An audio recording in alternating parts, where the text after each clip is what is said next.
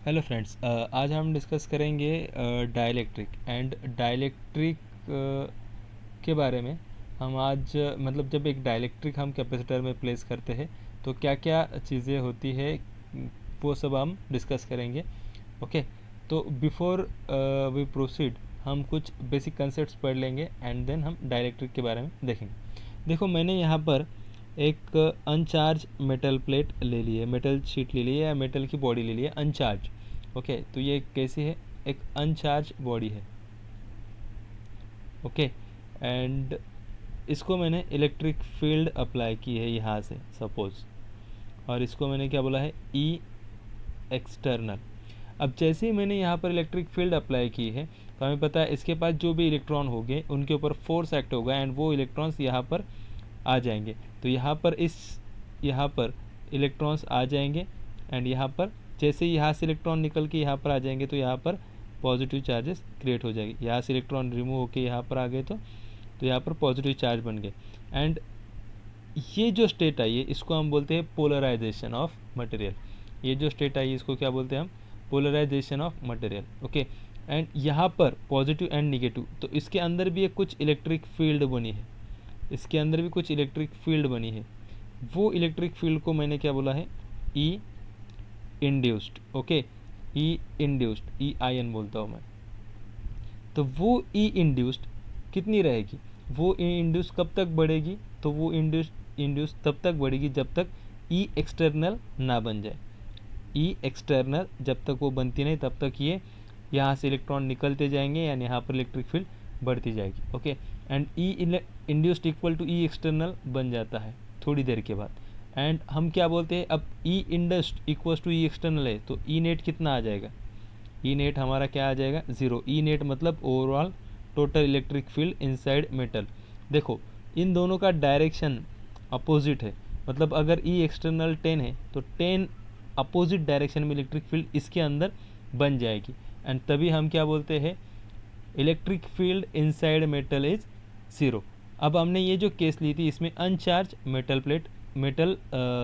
Consider किया था, तो हम चार्ज भी कंसिडर करते हैं, उसके ऊपर पॉजिटिव चार्ज रहने दो, नेगेटिव चार्ज रहने दो, तब भी हमें सेम ही रिजल्ट मिलने वाला है। तो ई नेट उस कंडीशन में हमें सेम आने वाला है। तो ये एक बेसिक कंसेप्ट थी मेटल के साथ। Now what happen when we place dielectric in electric field. Okay, तो सेम कंसेप्ट लेंगे। तो डाइलेक्ट्रिक प्लेस करने से पहले हमें ये पता होना चाहिए कि डाइलेक्ट्रिक कितने टाइप्स के रहते हैं। तो देखो, टू टाइप्स के डाइलेक्ट्रिक्स रहते हैं। एक रहता है पोलर डाइलेक्ट्रिक एंड सेकंड रहता है हमारा non polar dielectric. Okay, non polar dielectric. अब हम फर्स्ट पोलर डाइलेक्ट्रिक के बारे में देखेंगे। तो पोलर डाइलेक्ट्रिक देखो क्या रहता है। पोलर डाइलेक्ट्रिक की एक डेफिनेशन मैं यहाँ पे आपको लिख के देता हूँ। तो पोलर डाइलेक्ट्रिक देखो क्या रहने वाला है। तो फर्स्ट पोलर डाइलेक्ट्रिक, इसकी डेफिनेशन अगर लिखना है तो हम लिखेंगे it has its own dielectric moment. It has its own dielectric moment called polar dielectric. ये कंसेप्ट हमने इलेक्ट्रोस्टैटिक्स में ऑलरेडी लर्न किए। Polar dipole and non polar dipole. Polar dipole कौन से डायपोल रहते हैं? जिनके पास उनकी खुद की डायपोल मूवमेंट रहती है उनको क्या बोलते हैं हम? Polar dipole. और जिनके पास उनकी खुद की डायपोल मूवमेंट नहीं रहती है और हम इलेक्ट्रिक फील्ड अप्लाई करके उन्हें डायपोल बनाते हैं उनको क्या बोलते हैं हम? Non polar dipole. Same concept यहाँ पर भी है। तो polar dielectric and non polar dielectric. तो नॉन पोलर डाइलेक्ट्रिक कौन से रहने वाले हैं हमारे? तो डेफिनेशन लिख लो इसकी, non polar dielectric.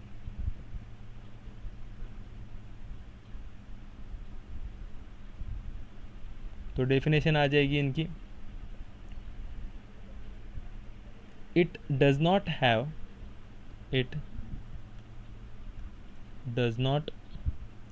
Have its own dipole moment, it does not have its own dipole moment without applying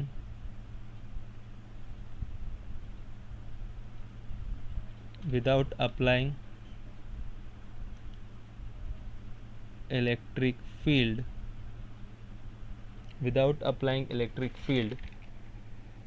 called without applying an electric field called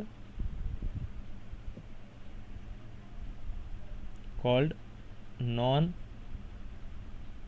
polar dielectric. Okay, तो अब polar and non polar dielectric हमें समझ में आ गया कि polar दो type के dielectrics रह सकते हैं, एक polar dielectric and non polar dielectric. अब पोलर डाइलेक्ट्रिक कौन से डाइलेक्ट्रिक रहेंगे, जिनके पास उनकी खुद की एक डायपोल मूवमेंट रहेगी, एंड नॉन पोलर डायपोल वो डाइलेक्ट्रिक है जिनके पास उनकी खुद की डायपोल मूवमेंट नहीं है, बट अगर हमने इलेक्ट्रिक फील्ड अप्लाई कर दी तो उनके पास उनकी डायपोल मूवमेंट क्रिएट हो जाएगी। उसको बोलते हैं हम polar dipole and polar dielectric and non polar dielectric. Okay, now अब हम क्या करेंगे, यहाँ पर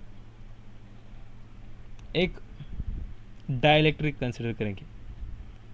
ओके, फर्स्ट केस में हमने एक मेटल कंसिडर किया था, अब हम एक डाइलेक्ट्रिक कंसिडर करेंगे।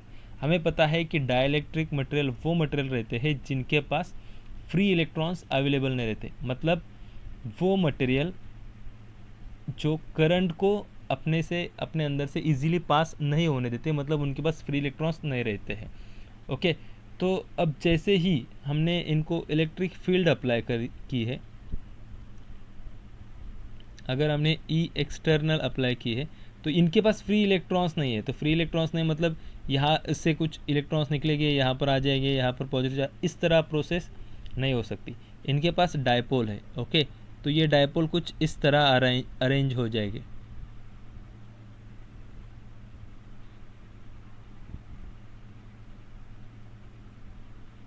अब यहाँ से इलेक्ट्रिक फील्ड आई, मतलब यहाँ पर माइनस, यहाँ पर प्लस, यहाँ पर माइनस, यहाँ पर प्लस, यहाँ पर माइनस, यहाँ पर plus, minus plus, minus plus, minus plus, minus plus. Okay, इस तरह वो क्रिएट हो जाएंगे एंड यहाँ पर इलेक्ट्रिक फील्ड हमारी फिर से बाहर आ जाएगी। तो क्या हो गया कि before applying electric field, okay, हमने इलेक्ट्रिक फील्ड अप्लाई करने से पहले ये जो डायपोल थे ये अरेंज नहीं थे। ओके, ये क्या थे, अरेंज नहीं थे, किसी एक अलाइन नहीं थे, हम ऐसे बोलेंगे, मतलब ये सब टेढ़े मेढ़े ऐसे घूम रहे थे या टेढ़े मेढ़े थे सब सारे के सारे। अब जैसे ही हमने इलेक्ट्रिक फील्ड अप्लाई की तो वो सारे के सारे क्या हो गए, एक अलाइन होना चालू हो गए। ये सब के सब अब कैसे दिख रहे, अलाइन होना चालू हो गए। अब अगर हमने इलेक्ट्रिक फील्ड नहीं अप्लाई की थी तो वो किस तरह थे, देखो हम इस एक फिगर छोटी सी मैं निकाल के दिखाता हूँ। यहाँ पर कुछ इस तरह वो ऐसे अनअलाइन शेप में थे, यहाँ पर प्लस माइनस, यहाँ पर इस तरह कुछ नॉन अलाइन शेप में थे। अब जैसे ही मैंने इलेक्ट्रिक फील्ड अप्लाई की तो ये सारे के सारे क्या हो गए, एक अलाइन शेप में आ गए। ओके, अब ये जो सारे के सारे अलाइन शेप में आ गए तो इसमें अब 2-3 कंसेप्ट्स रहने वाले। अभी देखो मैं उसको एक बार आपको एक्सप्लेन कर देता हूँ। अब जैसे ही मैंने इलेक्ट्रिक फील्ड अप्लाई की तो इलेक्ट्रिक फील्ड में अप्लाई करता हूँ तो वो अलाइन हो जाते हैं। ओके, एंड इलेक्ट्रिक फील्ड अगर मैंने बढ़ाई तो ये जो यहाँ पर जो डायपोल है ये क्या होना जाएंगे, एक दूसरे से स्ट्रेच होना चालू करेंगे। ये क्या करेंगे, एक दूसरे से स्ट्रेच होना चालू करेंगे, और मैंने इलेक्ट्रिक फील्ड बनाई और वो एक दूसरे से स्ट्रेच होना चालू हो जाएंगे। एंड एक लिमिट ऐसी आएगी कि अगर मैंने बहुत ज़्यादा इलेक्ट्रिक फील्ड बनाई तो ये इनके बीच का जो बॉन्ड है वो टूट जाएगा एंड इलेक्ट्रॉन्स यहाँ पर आ जाएंगे एंड पॉजिटिव चार्जेस यहाँ से निकल के यहाँ आ जाएंगे। Same situation like in metal. तो हमारा ये जो डाइलेक्ट्रिक है उस टाइम पे जब हमने इलेक्ट्रिक फील्ड बहुत ज़्यादा बढ़ाई थी तब इनका बीच का बॉन्ड टूट जाएगा, यहाँ पर माइनस माइनस, यहाँ पर प्लस प्लस आएंगे एंड हमारा dielectric behaves like a conductor. Okay, ये कंसेप्ट आपको समझ में आ गई? यस। नाउ ये एक फर्स्ट कंसेप्ट थी। नाउ अभी हम देखेंगे कि यहाँ पर प्लस, यहाँ पर माइनस, यहाँ पर माइनस, यहाँ पर प्लस, यहाँ पर माइनस, यहाँ पर प्लस, तो यहाँ पर इलेक्ट्रिक फील्ड प्रोड्यूस हुई है इस डायरेक्शन में। यहाँ पर इलेक्ट्रिक फील्ड जो प्रोड्यूस हुई है उसको हम बोलेंगे ई इंड्यूस्ड। ओके, वो इस डायरेक्शन में प्रोड्यूस हुई है। बट यहाँ पर कुछ बच्चों को डाउट आ सकता है, सर ये प्लस माइनस मतलब आपने डायरेक्ट ऐसी कैसे प्रोड्यूस कर ली? तो यहाँ पर हम डायरेक्ट प्रोड्यूस कर सकते हैं। देखो, ये प्लस ये माइनस एक दूसरे को कैंसिल आउट कर देंगे, ये प्लस ये माइनस एक दूसरे को कैंसिल आउट कर देंगे, तो हमारी नेक्स्ट फिगर बन जाएगी। देखो मैं इसे एक बार यहाँ पर अच्छे से ड्रॉ करके दिखाता हूँ आपको। तो हमारी नेक्स्ट फिगर बन जाएगी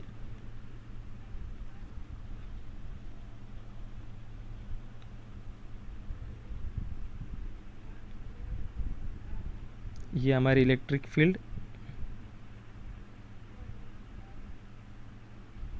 एंड यहाँ पर माइनस माइनस माइनस, यहाँ पर plus plus plus, and dielectric के कारण जो इलेक्ट्रिक फील्ड बनी है वो यहाँ से इस तरह बनी है, उसको मैं बोलूँगा ई इंड्यूस, एंड इसको मैं बोलूँगा ई एक्सटर्नल, एंड ई नेट क्या आ जाएगा?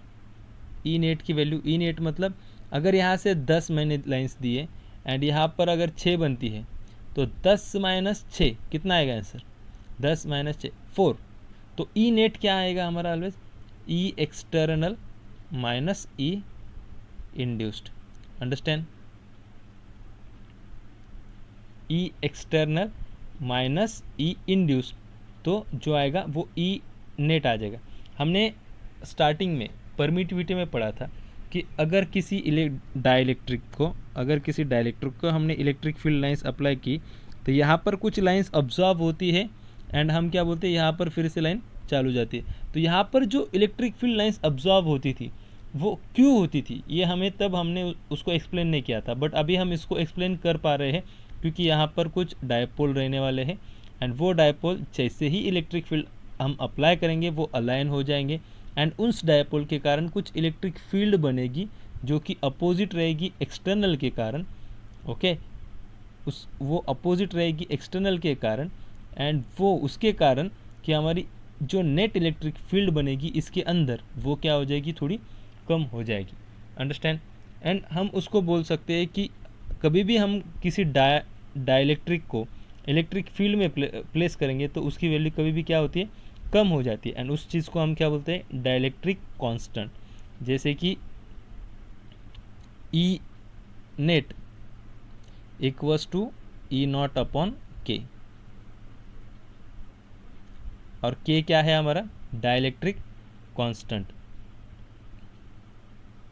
डाइलेक्ट्रिक कांस्टेंट इसका मतलब क्या है कि कभी भी हमने किसी डाइलेक्ट्रिक को इलेक्ट्रिक फील्ड में रख दिया तो वो डाइलेक्ट्रिक क्या करेगा, इलेक्ट्रिक फील्ड को कम करवाएगा। मतलब देखो यहाँ पर हमने एक डाइलेक्ट्रिक लिया है, अब इस डाइलेक्ट्रिक को हमने इस इलेक्ट्रिक फील्ड में रख दिया तो इसने खुद के कुछ इंड्यूस चार्जेस क्रिएट किए। ओके, उसके कुछ डायपोल्स बने यहाँ पर और उसके कारण कुछ इलेक्ट्रिक फील्ड प्रोड्यूस हुई जो कि मेन फील्ड के अपोजिशन में, एंड उसके कारण क्या हुआ, आपकी कुछ इलेक्ट्रिक फील्ड जो है इसके अंदर कम हो गई। ओके, तो हम जो उसको कम करने का जो भी उसका रेशो है उसको हम क्या बोलेंगे, उसका डाइलेक्ट्रिक कांस्टेंट, और उस डाइलेक्ट्रिक कांस्टेंट हम के से डिनोट करते हैं एंड उसको हम लिख सकते हैं E naught divided by E net. Okay, या इलेक्ट्रिक फील्ड कितने से कम की उसको हम क्या बोलने वाले हैं, डाइलेक्ट्रिक कांस्टेंट। ओके, यहाँ तक आपको समझ में आ गया। नाउ और एक चीज़ अभी हमें देखना है कि यहाँ पर इस सिचुएशन में हमने देखा था कि ये जो डायपोल है first before applying electric field ये रैंडम शेप में थे। ओके, अब जैसे ही मैंने इलेक्ट्रिक फील्ड अप्लाई की ये सारे के सारे क्या होना चालू हो गए, अलाइन होना चालू हो गए। ओके, अब ये जो अलाइन हो रहे थे मतलब ये थोड़े से रोटेट होके अलाइन हो गए सारे के सारे। ओके, तो रोटेट हो गए मतलब उनका कुछ डायपोल मूवमेंट बना है, और डायपोल मूवमेंट को हम किससे डिनोट करते हैं, पी से डिनोट करते हैं। बराबर है, इलेक्ट्रिक फील्ड में इलेक्ट्रोस्टैटिक्स में हमने डायपोल कंसेप्ट पढ़ी है और उसमें हमने क्या बताया है कि डायपोल मूवमेंट हम किससे डिनोट करते हैं, पी से। तो हमें एक चीज़ समझ में आती है कि जैसे हम इलेक्ट्रिक फील्ड अप्लाई करते हैं इनकी कुछ डायपोल मूवमेंट बनती है, मतलब ये सारे के सारे रोटेट होके अलाइन होते हैं। अगर हमने ज़्यादा इलेक्ट्रिक फील्ड लगाई तो ये बहुत तेज़ रोटेट होके अलाइन हो जाएंगे। तो हमें एक चीज़ यहाँ से समझ में आ जाती है कि जो डायपोल मोमेंट बनी है, जो डायपोल मोमेंट बनी है P, वो डायरेक्टली प्रोपोर्शनल है E से। अंडरस्टैंड? जो डायपोल मोमेंट बनी है वो डायरेक्टली प्रोपोर्शनल है E से। एंड अगर हमें इसका प्रोपोर्शनलिटी कांस्टेंट निकालना है तो P इक्वल्स टू हम बोलेंगे CE into Sai E into E। इसको हम क्या बोलते हैं? इसको बोलते हैं हम ससेप्टेबिलिटी। इसको हम बोलते हैं susceptibility.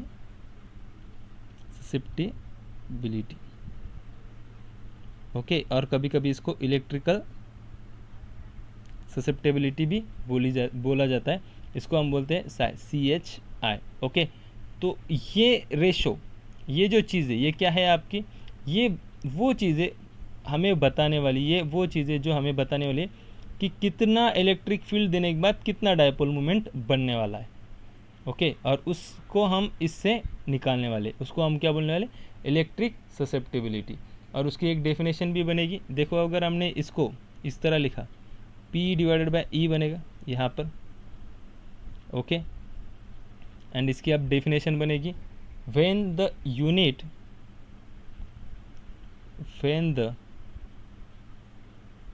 Unit electric field apply, electric field को डायरेक्ट में इस electric field applied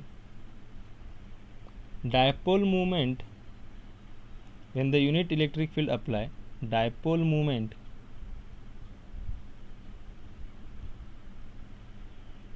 equals to susceptibility.